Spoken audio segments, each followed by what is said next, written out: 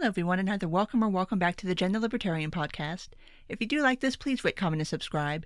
You can find me on iTunes, Google Play, Stitcher, SoundCloud, Spotify, YouTube, and on my Patreon page where you do get early access. Link will be down in the show notes. So, because it's a week in February, it's time to do another Democratic debate recap. Yes, this is the third debate from the month of February, which, to be fair, they gave us a week off, but yeah, it's time to do another recap, although I just did a recap of another debate that just happened last week, which I want to go ahead and talk about the timing of this debate.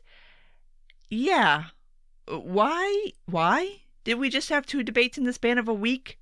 Like, this past debate was on Tuesday. I'm recording this on Thursday the 27th, so this past one was Tuesday, and then the one before that was the Thursday before that. So I'm not entirely sure why we had to do this, and I'm wondering if maybe there wouldn't have been some benefit to moving this particular debate to, say, next Thursday, because the next debate after this one will be on March 15th, which, I mean, at that point, I do imagine that this is all going to be over, but the crying and the rumors of a brokered convention, because obviously we will already be past South Carolina, we'll be past Super Tuesday, and we'll be after another round of primaries after Super Tuesday. So I am calling this last debate here the last debate that matters, because like I said, by the time we get around to March 15th, I don't know who else is going to be on this particular stage. And so I think maybe this past debate would have been helpful to be bumped back to like this coming Thursday, like I said, to have a debate between Super Tuesday and then the next round of primaries after that. But they didn't do that. I don't know what the DNC was thinking with the scheduling of these debates, but yeah, at least we'll have a couple of weeks break before I have to do another one of these recaps. But to get into the debate, I was kind of not knowing what to expect going into this round, which was now round 10. We still have two more of these to do. Like I said, there's one in March. There's going to be one in April. That's a TBD. I have no clue who's going to be on the stage in April. Is it just going to be Bernie yelling at himself? Like, I don't know. But anyway, we still have two more of these to go, but I don't know. Anyway, coming off of round 9, which was just absolutely batshit crazy, this one was also batshit crazy, but in a slightly different way. Like, the ninth round, that was very loud and caustic and yelly, and everybody was just very angry at everybody. And that's not to say that they weren't still in that same place less than a week later, but it was a different vibe. And we'll get to that in a second, about kind of how things went off the rails in this particular debate. But before we get there, I want to discuss kind of a controversy that's come out of this last debate. And that was that during the debate, the crowd was a lot more vocal than we had heard in previous debates. And even when I was watching it, I was wondering if this was a conscious decision by CBS to mic the crowd, or if they were just mixing in the crowd noise more so than they had in previous debates. But it was noticeable, everybody noticed it, that the crowd was louder, and that there was a section of the crowd that seemed to be very pro-Bloomberg. So take that fact, and then couple it with a story that went pretty much viral, insinuating that the South Carolina Democratic Party was selling tickets to the debate. And then you got this whole controversy / conspiracy theory that Bloomberg paid for people to be there at the debate to cheer for him. Now, I want to back up and kind of try to explain how one gets access to one of these debates. And it's not like you don't buy tickets to a debate. I mean, it's not like you show up, it's like, I'd like one ticket to the South Carolina debate, please. Like, they're not for sale like that. What the article was insinuating was that there was like a donor package, basically, that if you donate X amount of money, then you could get a ticket to the debate. To get into a debate, especially when you're talking about like a official DNC debate, or if this was a year where the RNC was having official debates, you don't buy your way into that. Basically, what ends up happening is in order to get a ticket, you have to either be somebody in the party, you have to be very active in the party, you have to be a big ticket donor. And by a big ticket donor, I don't mean like the $1,750 to $3,000 that the article was insinuating that you could pay to get a ticket into this thing. I mean, I'm talking people who donate 5 and 6 figures. Like, I'm talking big name donors. Or you have to, like I said, you have to be somebody. Or you have to sponsor the event, or you have to be friends with someone or family. You don't buy tickets. So this whole controversy breaks out. And so here is the official statement from the DNC, which I am not even going to try to pronounce this woman's name, but here's how the breakdown went. And this is her statement. Let me give you the facts. The tickets were divided up between the DNC, campaigns with equal allocation, South Carolina Dem Party, CBCI, or the Congressional Black Caucus, CBS, and Twitter. We invited the local and community leaders and DNC supporters. So basically, here's how it broke down. Each candidate got a block of tickets that they could give to their supporters. And then the South Carolina Democratic Party got 400 tickets that they then distributed per them. They distributed to hundreds of activists, county party leaders, community leaders, state representatives, state senators, candidates, and elected officials from every level in South Carolina. So, yeah. Bloomberg's camp also has come out and said that no, they did not pay anybody to be there. But of course, these things stick. And so now you have people who think that Bloomberg paid these people to be in the crowd, to be pro-Bloomberg. That's not what happened. And I mean, that's not what can happen. Like, that's not how getting into a debate works. You can't buy your way into it. You have to be invited. So I just wanted to address that because I thought it was kind of funny. And in the way of people kind of running with theories that fit their confirmation bias, and a lot of people rightfully kind of feel like Bloomberg's trying to buy the nomination. I mean, he's spending his own money. He's spending an epic shit ton of his own money. And so it kind of bought into that idea that, okay, well, of course he paid people to be in the crowd to be pro-Bloomberg. It's like, no, that's not what happened. So anyway, moving on from that to the actual debate itself. At this point, since we are at round 10 of these Democratic debates, I'm only going to discuss the things that come up now that are actually somewhat new to this particular debate and have not been discussed to death in every other debate. So no, I'm not going to spend time talking about the healthcare argument again, or just, oh my God, no, I don't want to talk about that. I don't want to talk about climate change ever again. Like, if you've heard one of my recaps on this, then you already know there's nothing new here. Like, there was nothing really new discussed in any of those conversations. But where they started at with the questioning, and for what it's worth, I've got plenty to say about the moderation of this debate, but they did occasionally ask a couple of good questions.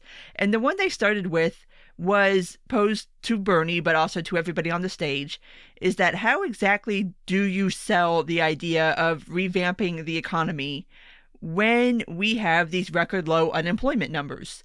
And it's an economy that, I mean, depending on how you look at it, I mean, we do have record low unemployment numbers, so clearly it's working for somebody. But of course, Bernie answers this in the usual, well, it's working well for the billionaire class, but not for the workers. And it's like, well, dude, then how do you explain the record low unemployment? That sounds like it's working well for the workers.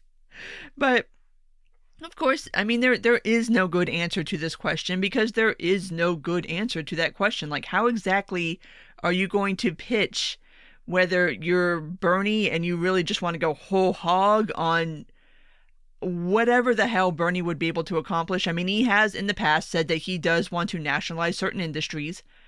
I mean, I don't think it's going to happen, but he's put it out there. Elizabeth Warren's plan is very progressive in that way, that she wants the government to at least heavily interfere in certain industries. And I don't see how that's going to be an easy sell when things are economically speaking right now, relatively well. Dips in the Dow from coronavirus fears, notwithstanding. Which I don't think that conversation ever came up. I don't recall them saying anything about coronavirus. Huh. Well, I guess that's another thing we could add to the list of shit that wasn't discussed. But it still blows my mind that we can have the same circular conversations about certain topics every debate, but other topics just do not get touched with a 10-foot pole. Anyway, an interesting conversation that did happen is a conversation between Bernie and Buttigieg and other people on the stage, but mainly the dust-up was between Bernie and Pete on the topic of the filibuster. And it was in relationship to a question that a moderator posed, especially when talking about like trying to pass things like Medicare for all. The filibuster basically says that if you're going to pass major legislation, you have to have a 60-vote majority. You can't just do it on like a 51-49 vote, which I think for major overhauls like Medicare for all, that's correct. You do need to have a supermajority. I mean, you can't pass something that is going to radically alter a large chunk of the American economy, which is the healthcare segment of the economy, on a 51-49 vote. Like, that's just absurd. But the argument between the two was, would you advocate getting rid of the filibuster? And Bernie walked right up to it, but would not say that he would ever get rid of the filibuster, whereas Buttigieg is an advocate of getting rid of the filibuster. Woo! Yeah, for reasons I just said, that would be a really bad idea. And it's just, oh, no, it exists for a reason. Please don't nuke it any more than we already have. But it comes down to kind of dancing around that conversation of, even if we do get a President Bernie and he does push Medicare for all in kind of the same way Obama did with his Obamacare, whether this is something that could actually happen, because it's law that would have to be passed by Congress. And as it stands right now, even amongst Democrats in Congress, there's not a lot of vocal support for Medicare for all. So yeah, you're going to have a very long uphill climb. And I imagine the process would be much like Obamacare, where you start with wanting single payer, you want universal health care, you want government done healthcare, however it is you want to phrase that. But then you have to start making these compromises, and then little by little, you work down to something that you can get enough people to agree on. I don't see Medicare for all happening, and I thought it was really interesting that kind of the process of how that would happen was brought up, and kind of in a way of casting aspersions on the idea that this is something that could even be done, because you're just not going to have the congressional support for it unless you nuke the filibuster. And even then, I don't see it happening. Like, that's just not going to happen. But not to say that President Bernie would be not something to be like dismissed or not feared, because I mean, he would try it and maybe he'd have success. I don't know. It's going to matter what happens down ticket from him. Anyway, it was just, like I said, an interesting conversation that I hadn't heard in any of the previous other 9 rounds of Democratic debates. So at least that was something interesting. Another thing that was discussed was this new idea being put forth that Russia is trying to help Bernie win. Now, in my last recap, I talked about how some of the stuff that was discussed in that debate was extremely online sort of controversies. And this one is also an extremely online controversy, because unless you spend time in the political bubble, you would have had no idea what anybody was talking about during this. You would be like, Russia's helping Bernie get elected. I thought they helped Trump. I thought Putin liked Donald. I'm very confused. And hell, I'm in the bubble and I'm just like, what? Well, wait, hold on. I'm so confused. Who's Russia like this week? Who's Putin in love with? I just, oh my God. First of all, I'm just tired of talking about Russian interference in U.S. elections. Like, I'm sorry. No, buying Facebook ads is not fucking interfering in an election, people. I'm sorry. Interfering is like vote rigging or voter suppression or somehow causing people to not vote or conscripting them or compelling them to vote in a certain way. It's not posting memes on the fucking internet. That's not vote interference. That's just being stupid online. Like everybody, like we don't even need Russia's help with that. We do just fine on our own, making jackasses of ourselves online. We don't need Russia's help. Anyway, so we had a whole discussion about that. And like I said, it was one of those where if you were somebody who was a relatively normal, well-adjusted, sane human being who didn't live in the political bubble, you were probably just watching that segment of it like, what the fuck are we talking about? Why? What? Who? Wait, no. Anyway, it's just, it's an odd choice of topics for me, especially when, like I said, during the last recap, this is the part where people who don't cover this kind of stuff are going to start paying attention and tuning in, and then all of a sudden you're talking about all this stuff that unless you follow this stuff and you're inside and you kind of keep up with all this stuff, you're not going to know what anybody's talking about, and you're probably not going to care. So yeah, it's just I don't know. It's some weird choices over the past week of debate questions that I question why and who made these decisions and whether they were really the best decisions to be making at this particular point in time when you have these candidates who need to be appealing to as broad a group of people as possible. So you really need to be discussing things that matter to the people who are actually watching this and not just to us chattering class people who, I mean, I don't even know how many people in the chattering class care about that story. Everybody's just like, I'm done with Russia. I'd move on. Anyway, let's talk about the thing that wasn't discussed. Again. And I know I sound like a broken record, and I know people online are starting to poke fun at people who keep pointing out that their particular pet cause wasn't covered in the debate. But once again, not a word on immigration. Not even a throwaway question. Not even the question about DACA that Klobuchar got. Nothing. Not a peep. And again, I know I sound like a broken record, and yes, I know it's my pet cause, but it's also Trump's pet cause.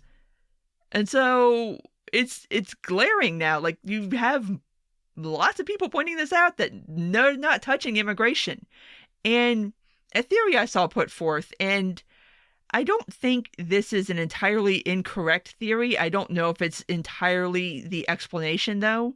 And that is that moderators and Democratic candidates in general are afraid to touch the topic of immigration because in order to discuss the Trump administration's approach to immigration, you would have to also inherently talk about the Obama administration's approach to immigration and how the Obama administration kind of laid the groundwork for the Trump administration to do what it has done with immigration. And that is not to say that the two administrations are equal. What the Trump administration does is far worse than what the Obama administration did. Let's be clear. Yes, the Obama administration put kids in cages. That is correct. Yes, they engaged in family separation. That is correct. The Trump administration has done that, put it on steroids, did way more, has interfered way more with legal immigration. They've cut refugee numbers to the bone. It just came out that they are raising the filing fees on various sorts of applications that you have to fill out to apply for immigration. In some cases, going from like $110 to $975. Like, the barriers to legal immigration that the Trump administration is putting up go so far beyond anything the Obama administration did, it's not even a fair comparison. But you would have to, if you wanted to have an honest conversation about immigration, have to talk about what the Obama administration did. And nobody seems to be ready to have that conversation. And actually, now that I think about it, another reason why I would think Bernie Sanders specifically would not want to talk about immigration is he would have to then talk about his past stances on immigration, which were very much closed borders. I mean, and it's a thing where a lot of the people that are standing on that stage did at one point advocate for more closed borders more border security. We have to secure the border, blah, blah, blah, blah, blah. But especially Bernie Sanders. And that kind of goes hand in hand with having more socialist type policies. I mean, there weren't a lot of socialist countries with open borders. It kind of doesn't go along with the concept. So, yeah, I mean, I think there is something to that theory, but I mean, whoever the nominee is, it's going to have to be discussed. I mean, there's no way you're getting through the general election without discussing immigration. So you might as well start getting used to discussing it now and start coming up with your arguments and start steelmanning your arguments, because Trump is going to attack you on it. Like every time there's a Democratic debate, the man tweets afterwards something about how the Democrats are the party of open borders. Like, you might want to start developing some kind of line of defense, because he's going to bring it up. I'm still blown away by just the avoidance of the topic. But to cap off the evening, there's always that traditional last question, and for this debate, it was a real humdinger. Like, the last question was, what is the biggest misconception about you, and what are some words you live by? Now, here are the replies to what's the biggest misconception about you? Which, again, this is just such... Why the fuck are they asking this question? Like, what? Anyway, Tom Steyer said, I'm defined by success and money. Amy Klobuchar said that I'm boring. Joe Biden said that I have more hair than I think I do. I'm not shitting you with this stuff. This is not like satire. These are the answers that these people gave, because I think they were just as baffled by this question as everybody else. Bernie said, my ideas are radical. Elizabeth Warren, I don't eat enough. Pete Buttigieg, I'm not passionate. Bloomberg, I'm 6 feet tall. Like, what the fuck? Especially Liz's answer. Like, what? Who said that she doesn't eat enough? Like, what? Like, that's some skinny girl bragging shit right there. Like, oh, everybody thinks I don't eat, but I eat, like, all the time. Like, you wouldn't believe. It's like, the fuck kind of grown woman answer is that? Anyway, just all these answers sucked, and it was just such a weird, just ending question. Like, oh my God. But I guess that actually does a good job of capping off that debate, because, oh my Lord, that was something. So, this is the part where I normally do the winners and losers, and this time around, I don't have any winners. Like, maybe I'm just getting burnt out on watching these, and maybe it's just I've watched them all, and it's just getting to a point of being redundant, but let's kind of go over each candidate and kind of their highlights and lowlights, and we'll start with Bernie, who stuck by his comments about the Castro regime that he made earlier, in that, well, it was authoritarian and that's bad, but they had a great literacy program and they instituted universal health care. It's like, shut the fuck up, Bernie. Just stop it. But of course he doubled down on it. It's like, well, they did. They instituted this great, the literacy program. Like, first of all, Cuba wasn't some ass backwards illiterate place before the revolution. Like, they were doing pretty fucking good. Second of all, so? Who cares if the people can read if the government tells you what you can and cannot read?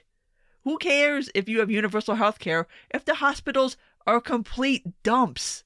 Which they are. Like, what the fuck? Anyway, yeah, Bernie just kind of stuck by that. One thing that he did say that is good and is at least something of a credit to Bernie, and that is that he said, now, mind you, I don't know how much a president would be able to do this through any kind of EO or anything, but in the first 100 days or 100 hours or 100, whatever the hell it was, 100 milliseconds, I don't know anymore, that he would deschedule marijuana, he'd move it from Schedule 1, and that he would move to expunge the records of those currently serving time or having served time. To which I'm assuming he means on federal charges, because obviously a president can't do that on a state level for state charges, but I suppose you could do some kind of mass, I don't know, clemency, do some kind of mass expungement on the federal level as president. So, I mean, there's that, and he seems to at least be taking that seriously. The last notable thing that Bernie said was that he supports government-sponsored healthcare for what is supposed to be the most important ages ever of children, which is from 0 to 4. Now, why in the world you would want to put your child aged 0 to 4 in a government-sponsored facility is beyond me. That seems like a monumentally bad idea, but he supports it because that's kind of straight up out of, like, the Soviet Union. Like, that's what they instituted. They had government-sponsored daycare so that you could go plop your kid down in daycare and take your ass back to work, which that's what it really was. Like, it was framed in this way of, oh, we're helping women, and we're, like, no. You were expected to take your ass back to work, so now you need someplace to put your kid, so here you go. Government daycare. Now get back to work. Oh, there's so much out of the Soviet Union that was portrayed as helpful to women, which really wasn't. But that's a whole nother topic for a whole nother day. Aside from that, Bernie was just Bernie. Like, if you've seen Bernie in a debate, you've seen him in every debate. He can make anything be about healthcare. He can make anything be about Medicare for all. He keeps insisting that Medicare for all is going to be cheaper than any other option, although even by his own admission earlier I think it was last week, he was doing an interview and he said that we don't know what the numbers are going to be, so how exactly you could say something is going to be cheaper than what we currently have if you don't have accurate numbers beats me, but the man keeps saying it, so there's that. Joe Biden. Well, Joe seemed a little more awake than usual. He seemed a little peppy. He seemed to stay with it. He hung in. Again, Joe Biden is one of those, like, if you've seen Joe Biden in a debate, you've seen him in pretty much every debate. Although I would say the past couple of debates have been markedly better than his earlier debates. Like, some of the earlier debates, that was rough. People had a lot of questions about Joe Biden after some of those debates, but he's actually done pretty well in the past two, I think. Not to say that there weren't Bidenisms, and this one did have a whopper of a Bidenism. In the conversation about gun control and in also attacking Bernie on his votes on gun control, because apparently he voted for a bill that would give some pretty broad legal protections to gun manufacturers, which sounds like a fairly correct vote, to be honest.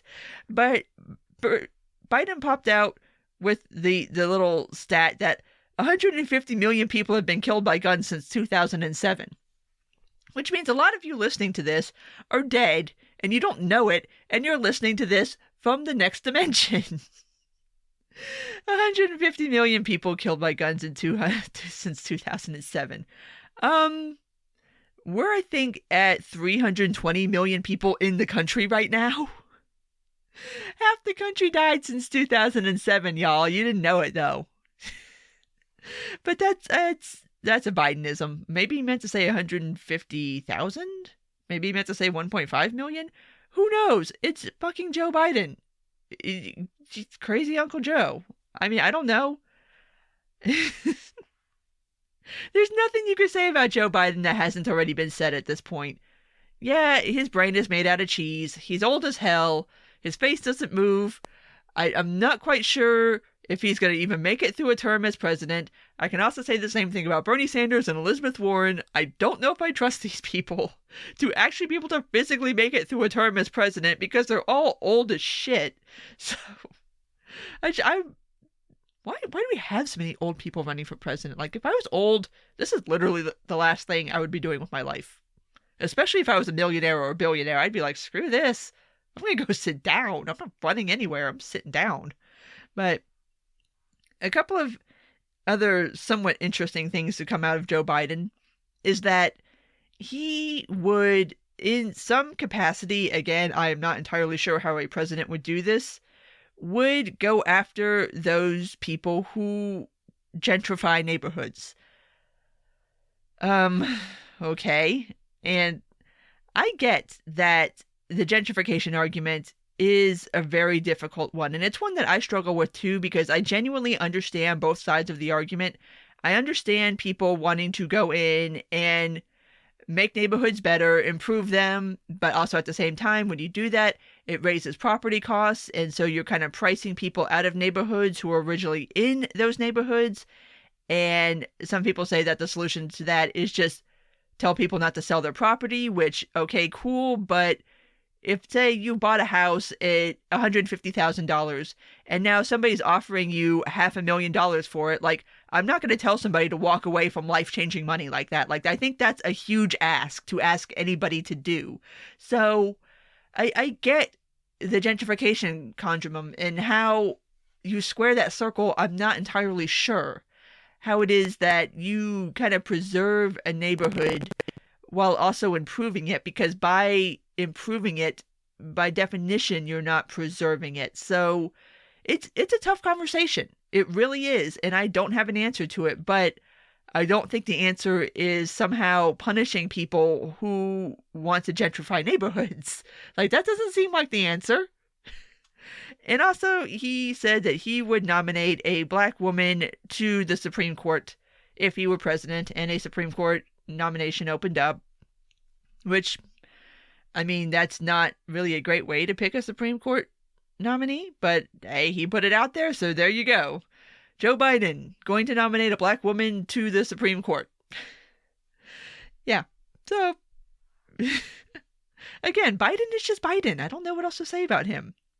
But moving on to Bloomberg, didn't do as bad as the last debate, or at least the first half of the last debate. I feel like he got a little better in the second half of the last debate, and this debate kind of picked up on that, although the momentum he lost after that last debate, I don't think there's any getting that back. That still getting hammered on stop and frisk, which, good. Nail him to that every day for the rest of his life. I don't care. It was unconstitutional, and that should just be disqualifying for running for president, supporting an unconstitutional practice like stop and frisk. So yeah, bring it up every day. Go for it. He did get asked the question of whether he would institute some of the same policies that he instituted in New York City as far as kind of the nanny state stuff, like, you know, the sugary drink tax, and I think he jacked up cigarette taxes and stuff like that, if he would do the same thing nationwide, and he kind of sort of waffled and didn't answer the question. During a part of the debate where people were kind of piling on to Bernie for not condemning the Castro regime in strong enough terms and still sticking to that whole idea that that literacy in healthcare is fine and we should talk about that. Anyway, for some godforsaken reason, Bloomberg decided to go ahead and, I guess, double down, maybe triple down at this point, on his concept that the head of the Chinese government, Xi Jinping, is not a dictator. And that he's not a dictator because he's beholden to the Portobello. And Bernie pointed out, like, yeah, who the fuck do you think is sitting in the Portobello? You dumbass. Yes, he's a fucking dictator. You moron. But it just, I mean, I don't know what Bloomberg's thing is here and why he's here, but he did bring up his support for charter schools, which is a genuinely good thing that Bloomberg did in New York City, which was promote the building and people going to charter schools as an alternative to other public schools that are possibly failing in their specific communities, and that he would like to see that more on a federal level, which, yes, obviously, more school choice, the better. And kind of the big thing that came out of Bloomberg from this debate is an almost slip up, or maybe it was a Freudian slip. And that is that he said, and then he caught himself, that he bought the new Democratic members of the House, and really what he meant to say is, I got them. But it first came out as bought them, which there's been a lot of talk about how certain people are supporting Bloomberg and how some of those people got rather sizable donations from Bloomberg in the past, and so maybe that is why they are supporting him. But, of course, Bloomberg has donated tons and tons and tons of money to various Democratic candidates and causes and stuff like that, including a lot of the people who ran back in 2016. And so everybody kind of jumped on that by, again, going with this whole idea that Bloomberg bought the things. Bloomberg bought those people. And it's like, whatever. I don't know. I don't have the energy to have that conversation. Because I genuinely don't care. Like, yes, everybody knows he donated a shit ton of money. Okay, I don't really see any of those people supporting Bloomberg. In fact, I don't know as if I've seen any elected official come out and officially support Bloomberg. I don't recall anybody doing so. So, okay. He did also invoke 9/11, about how 9/11 prepared him to be president of the United States. And it's like, okay, shut up, Rudy. But he made the argument that because, well, I stepped in after 9/11 and we got the city back on track, and so that makes me, like, don't invoke 9/11. Okay, if you're running for any kind of office, do not invoke 9/11. Just don't. That should be off limits. Yeah, don't do that. People don't like that. But I don't think Bloomberg did anything really to help himself or hurt himself, because I don't think anybody really cares anyway. I mean, he had his moment and he's still blanketing the whole damn earth, it feels like, with ads. Like, I can't even watch YouTube videos anymore without seeing Bloomberg ads. It's like, damn it, go away. But moving on to Elizabeth Warren. Now, it's pretty clear that Liz is still the media favorite, because during this absolute cluster of a debate, everybody basically talked over everybody. Nobody paid attention to the time limits. Everybody, like I said, just did whatever the hell they felt like. But Liz especially did and was allowed to basically talk at will. And that is not something that went unnoticed. And what do you think Liz did with all this unfettered mic time? Do you think she attacked Bernie?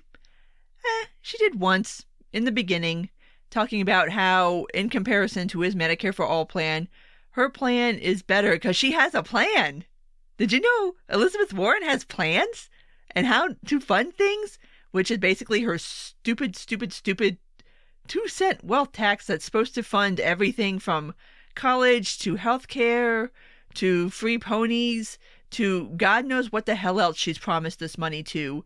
But it's just, it's such a ridiculous plan in and of itself, because this money is like just so fungible to her. Like, okay, it's going to cover this and it's going to cover that and that and that and that. And it's like, it's a finite amount of money. Like, you do know that, right? Like, it cannot cover all these things. So she attacked him on that, which, by the way, this is hardly the first time she's brought up that particular line of attack. But after that, that was it. That was it. No more attacking Bernie. Again, she decided to spend her time attacking Bloomberg. Why? Beats me. But the kind of the one thing that everybody's latched onto from her debate was this conversation she was having with Bloomberg, and she brought up her story about how the time she was pregnant and then she lost her job through somewhat dubious circumstances, because apparently the story's changed a couple of times. So anyway, she was a teacher and she got pregnant and she lost her job, and then she pivoted that story to, but at least my employers didn't tell me to kill it like Bloomberg did.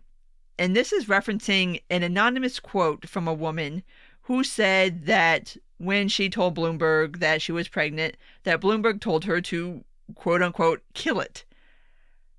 Again, I want to emphasize this is a completely anonymous, unsourced quote that she decided to try to hammer Bloomberg with. And he didn't exactly handle it all that great either. I mean, he flat out said, I did not say that, but then also did the kind of equivalating thing of, oh, well, I mean, whatever I said, if she took it that way, I'm sorry, but I didn't say that.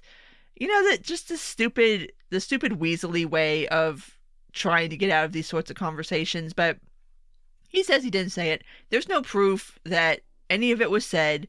And at this point, it got so bad for Liz that there were people in the crowd booing her for pursuing this particular line of questioning. And even I pointed it out. I'm like, this is just not a good idea. This is not a good look. It's not a good idea. Why are you trying to hammer Bloomberg on this point when Bloomberg's not your problem? Bernie's your problem. Bloomberg isn't beating you in the polls. Bloomberg is not the front runner. Why the fuck are you wasting your time attacking this dude? And I don't know if I said it on the pod, but I know I've said it on Twitter, and I would like credit for being the first person to point this out. She's angling for a VP nod, which she's never going to get because Bernie's base will never, ever, ever, ever, ever accept her as his VP pick. But it seems to me like she seems to feel, or at least start sensing, that she's not going to be the nominee, and now's a good time to try to pivot to try to get into the good graces of the person who is going to be the nominee, presumably. Which, make of that strategy what you will, but it's what it seems to me, and I'm not the only person thinking that at this point. Like I said, I think it's a very bad strategy, but then again, I don't know what other strategy she could possibly employ at this point. I mean, it's pretty abundantly obvious that she's not going to be the nominee, despite everything, which this is going to be such an odd case study to study in the future, that Elizabeth Warren, who had pretty much every advantage you could possibly have as a candidate, and yet still, like, it's not even like she's coming in second or third to Bernie. It's like distant thirds, distant fourths. Like, it's rough. Like, it almost makes you feel bad for the woman. But how exactly she went from at one point being the front runner to basically, like, it's over. Like, it's just, this ain't happening. You ain't going to be the nominee. So anyway, moving on to Pete Buttigieg. Noticeably less talk time he got than he did in the previous debate. And so he didn't have as much of a chance to kind of put himself out there as the calm, normal person. But in the times that he did get to talk, and mind you, this, with all the crosstalk and people talking over each other, it doesn't really suit somebody who's actually, like, trying to be polite and follow the rules. And even Biden started pointing it out. He's like, am I the only person that's going to actually follow the rules here? And it was just, it got out of control. But like I said, not as much time for Buttigieg. But he did make the argument that Bernie is the most dangerous candidate on the stage in terms of electability, both for the Democratic Party at the top of the ticket and then also down ticket. I don't know about down ticket. I don't know. He did make the point, though, along those lines, that it's going to be difficult for people down ticket to try to sort of explain away that the guy at the top of the ticket is somebody who has somewhat praised the Castro regime. And this is also somebody who did have nice things to say about the USSR in the late 80s, and nice things to say about Nicaragua. And yeah, that there's going to be a lot to try to answer for with a Bernie Sanders nomination, that people down ticket are going to have to deal with a lot of that baggage, and that could be detrimental. So, I mean, not a completely invalid point, but one, I don't know what would happen there. I guess we're going to find out, I suppose, because it does seem like that is where this is going. So, anyway, moving on, Amy Klobuchar did fine, but nobody cares because everybody does perceive her as boring. But she did actually, in the healthcare discussion, brought up something that I don't recall ever anybody else bringing up, and I want to thank her for this. Bringing up the idea about accessibility in healthcare and pointing out that it doesn't matter if people have cheap healthcare or free healthcare, if they don't have access to healthcare. If the closest hospital is 50 miles away, it doesn't matter what you're paying for insurance.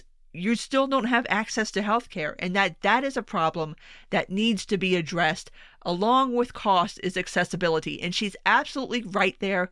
And I wish that we could have a conversation about that, because that is a problem no matter what. Like, no matter what healthcare we end up with, whether it is Medicare for all by some strange feat of I don't know what, or if it's status quo, or if there's something more along the lines of what libertarians want, where things get opened up and people are free to choose the kind of healthcare insurance that's best for them.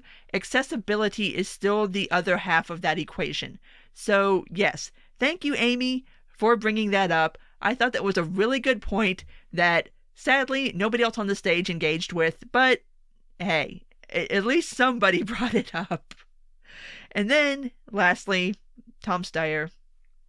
I don't know why he's here. Why is he here? How does he keep getting on this stage? Anyway, this idiot basically just wants to centrally plan the economy through executive order and still wants reparations. And that's Tom Steyer. That's about it. But honestly, he did say that through the executive office and through EOs, he would dictate how companies operate, what they make, how much of it they make, how energy companies operate, how manufacturing operates. It's like, nah, dude. I'd be a lot more concerned about that if he had a snowball's chance in hell of being the nominee. But he doesn't, so I just can't really care about Tom Steyer all that much. But anyway, to wrap this up, to talk about the losers of the debate, the moderators. This was co-moderated by Norah O'Donnell and Gayle King, with guest moderators coming in various parts.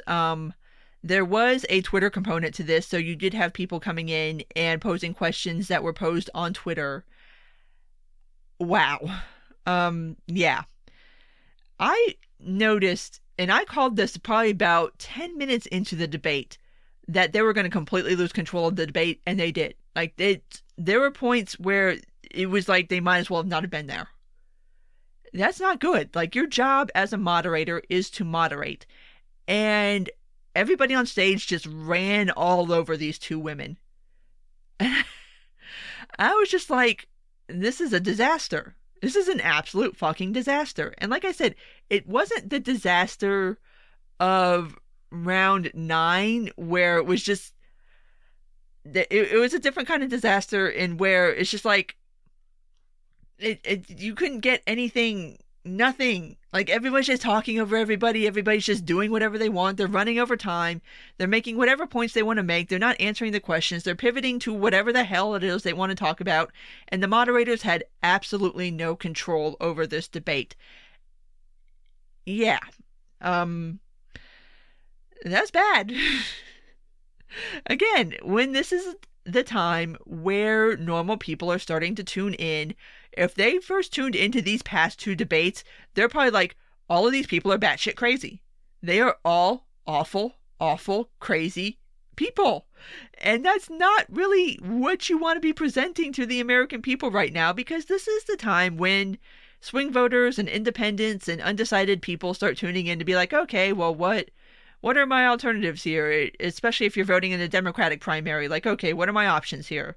If you're looking for somebody as an alternative to Trump, you're looking at the Democratic Party saying, okay, what do we got here? Holy shit, we're going to have a loud, shouty socialist. Oh my God. And who are all these other people? Why is everybody yelling at each other? And what is anybody even saying? 5 people are talking at once. What the hell's going on? So it's just not been a good look for the Democratic candidates over these past two debates. But like I said, the next one will not be until March 15th. And I strongly suspect that by that point, Bernie will still be in the race. Whether Biden will be, I'm not entirely sure. Bloomberg, I don't know. I don't know. I guess I'll just keep spending money until when the fuck ever. Apparently he's worth $60 billion, so he's still got quite a few more billions of dollars to blow on this before he stops. I don't know. Warren, honestly, I expected to drop out after Super Tuesday. Probably also Pete Buttigieg. Probably also Amy Klobuchar and Tom Steyer. So, like I said, by the time we get to March 15th, I don't know who's going to be left to stand on that stage in a debate. I don't know. Oh my God. This is such a disaster. These past 2 debates have been an absolute disaster for the DNC. Wow. And they're going to get stuck with Bernie. There's something funny about it, honestly. It sucks because now this means we're either going to get a second term of Trump or a term of Bernie, and both of those things suck if you're a libertarian, but there's almost a bit of retribution there to the DNC for screwing Bernie over in 2016. It's going to suck, but at least it'll be somewhat entertaining and there'll be content to be had. And that's about the best I can say about that. So, at this point, I'm going to go ahead and wrap this up. So, if you did make it this far, thank you for listening as always. And if you do like this, please rate, comment, and subscribe. You can find me on iTunes, Google Play, Stitcher, SoundCloud, Spotify, YouTube, and on my Patreon page. Take care, and until next time.